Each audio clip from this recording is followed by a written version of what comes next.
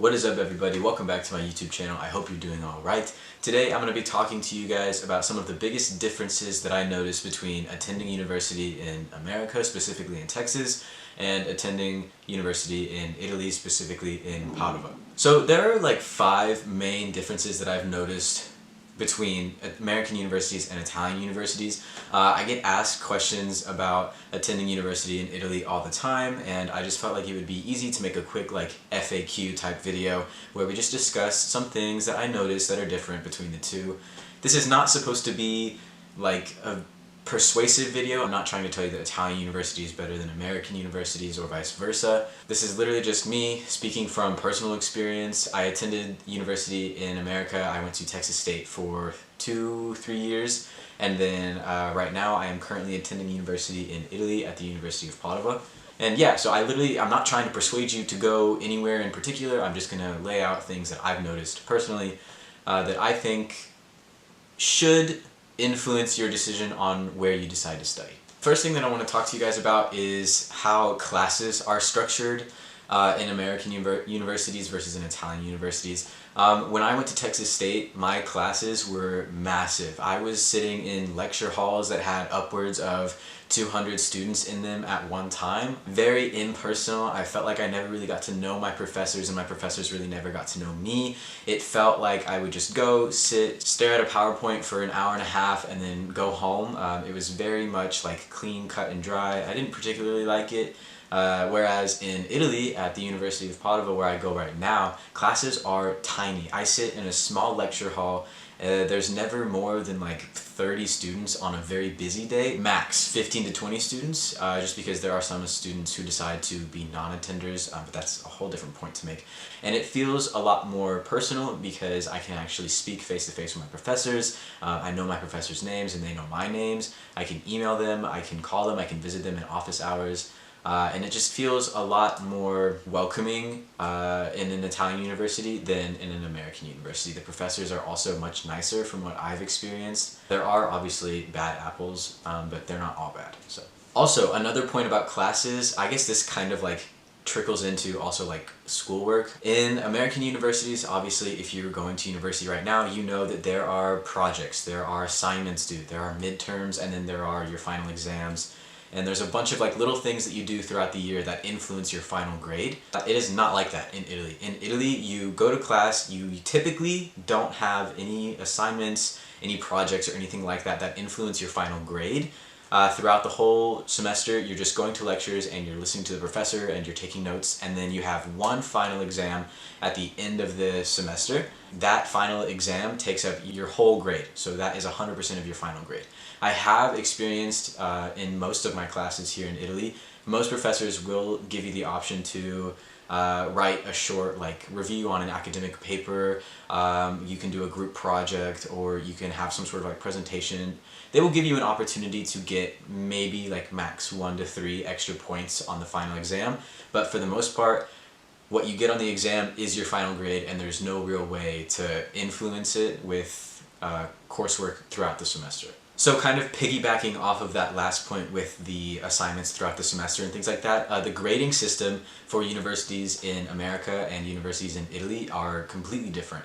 In America, like I said, you have things placed kind of strategically throughout the semester, assignments, projects, what have you, midterms and stuff like that. The American system kind of ranges from, you get an F or an A to A+, whatever you want to say, and then that is kind of, like I said, calculated through percentages, and in the end you get a GPA score based off of your grades, and it goes up to 4.0 GPAs. In Italy, you get grades from 0 to 30, and then the like highest grade that you can get, I'm probably going to butcher the pronunciation of this, but it's 30 cum laude. And that is the best grade that you can get. So 0 is like failing, 18 is the minimum grade you need to pass, it's basically a 70, and then like I said, 30 cum laude is the highest grade that you can possibly get. And there is no, like I said, way to influence your grade throughout the semester. It is based solely on your performance in the final exam. And this can be a good or bad thing, honestly, because you're not really worried so much about, oh, I have an assignment due this day, I have a paper due this day, I have midterms coming up. You're not worried about any of that during the semester, but it's kind of a double-edged sword, because even though you're not worried about anything throughout the semester, you only have one chance to get the best grade possible. For me, it's a double-edged sword because I don't have the opportunity to kind of like check on my progress for how I'm understanding the topics that we cover in class, because there's no assignments for me to do. So I have to kind of like create my own checkpoints and goalposts to meet throughout the semester. Otherwise, I may be completely lost on the topics that I'm being taught, and I won't know it until it's time to start studying for the final exam. And then I'm like, fuck, I only have 2-3 weeks until the exam session starts, and I have to teach myself an entire semester's worth of stuff. Speaking of exam methods, for Italian universities, the way that the exams work is you have the entire semester of just lectures and you're studying throughout the whole semester, and then lessons are suspended towards the end of the semester for 2 to 3 months, and during those 2 to 3 months, while your lessons are suspended, there are exams placed periodically throughout those months. And here is the kicker that totally rocked my world when I learned about it after moving here and attending university here in Italy. You can take your final exam more than once. If you don't like your grade, you have the option to reject it. If you got a shit grade and you think that either your professor did you wrong and you can do better, or you just felt like you weren't prepared enough and you just took it to kind of see what the exam would be like, you have the option to reject your initial grade and you can take the exam again at a later date, because throughout these 2 to 3 months there are different days for the same exam. I will say that as the semester kind of like draws to a close, the pressure really starts to build and you kind of like feel yourself going, okay, I need to start studying now. I need to start making sure that I'm prepared, because like I said, the final exam is 100% of your grade. So either you do good or you don't. So in America, I kind of felt like I had almost like a safety net to fall back on, because I had my assignment grades, midterm grades, projects, and things like that that kind of cushioned my final exam weight and kind of took the pressure off of the final exam a little bit. Whereas here, and I learned this the hard way, there is nothing cushioning your final exam grade. It is all up to you to do as best as you can for that specific exam. And if you do ass, that's on you. Which is a little bit intimidating, I'm not gonna lie. But, I can't say that one is better than the other definitively, because to me they both have their pros and cons. Alright, next thing that we're gonna talk about is tuition. This is a big factor, or was a big factor, I should say, in my decision to transfer out of an American university and start attending university in Italy.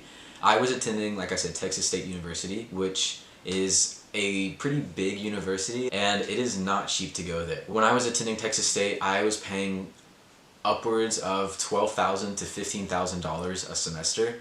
Only a semester. It's a pretty steep price tag, and that's not even one of the most expensive schools in the US. It was more expensive in my freshman year, for example, when I was living in the dorms and I had a meal plan, and so we were also paying for those types of things. But even when I moved off campus and I didn't have a meal plan anymore, it was still, like I said, upwards of $12,000 a semester. In Italy, the tuition that you are charged is based off of your economic standing, so how much money you make yearly. That is how they calculate how much tuition you pay. For example, right now, I have never paid, I don't think, any more than 1,500 euros for a semester of school here. That roughly converts to about like $14.80 US, so it's way cheaper, much more affordable here, and that is just for tuition. It's not including any like meal plans. I don't live on campus or in student housing here, and I don't have any sort of like meal plan or anything like that, so it's only covering the cost of my tuition. $15,000 a semester to $1,400 a semester. Like, there's no comparison there, really. There's no doubt in my mind that it's cheaper to go to university here. Alright, the last thing that I'm going to talk to you guys, the fifth point that I want to talk to y'all about, is the culture of university life, how students kind of interact. Obviously, if you're an American, you know that at university there is a lot of social activity going on. There's Greek life, fraternities, sororities, things like that. There's a ton of clubs on campus that you can participate in. There's sports, soccer, football, volleyball, all that stuff. It's very popular in America. It is not like that here in Italy at all. There are no school affiliated sports teams here. There's no University of Padua basketball team, for example. There's nothing like that. There are clubs here in Italy, but it's not really anything that's organized or created by the university. It's more student driven, so it's not really involved with the university. They don't get funded through the university like they might if it was an American university. There's also no Greek life or anything like that here, no sororities, no frats. Yeah, I don't know how else to elaborate on that for you. There's no real big like school spirit type thing in Italy here because there's no teams or anything to root for, if that makes sense. A lot of times after class, students will go out, go to a bar, grab an aperitivo together, they'll grab some spritz, and it's more camaraderie between students compared to the camaraderie between sports teams and schools in America. I'm not sure if that makes sense. That's how I see it personally. Like I said, I do miss the occasional sports game and things like that, but I just kind of prefer the more laid back lifestyle here in Italy. Like I said, those are the 5 main differences that I've noticed and that I get asked about the most when it comes to American universities versus Italian universities. Again, I'm not trying to persuade you to attend university in one place or another. I'm not trying to tell you that any place is better than any other place. This whole video was just based off my own personal experiences and how I personally feel about American university versus Italian university. Take my opinion with a grain of salt. If you are an American student and you noticed anything that I said, or if you're an Italian student and you noticed anything that I said that you agree or disagree with, let me know in the comments. I would love to have a discussion with you guys and get your opinions on this. If you have any further questions, again, leave them in the comments below. Yeah, if you guys like this video, go ahead and click the thumbs up button. It's free. It means nothing to you, but it means the world to me. And while you're down there, go ahead and subscribe to my channel also. Filming this on my phone because I forgot to mention this while I was filming, but I remembered while I'm editing. I do have a podcast coming out. It's called In My Queer Body. I would really appreciate it if you guys gave it a look. The first episode where I kind of introduce the project and give you a quick overview of what it's about will be out tonight. It should be out at the same time that this video is published as well. So I'll put the link in the description of this video and you guys can go check it out, the first introductory episode. I've never done anything like that before, so I'm a bit nervous. I would really appreciate y'all's feedback on it. We're going to talk a lot about healthcare discrimination and healthcare avoidance in the queer and transgender communities. So yeah, I'm very excited. I think it could be a great project, and I hope you guys will give it a watch or listen, I guess, because it's just me talking. Anyways, back to the other video.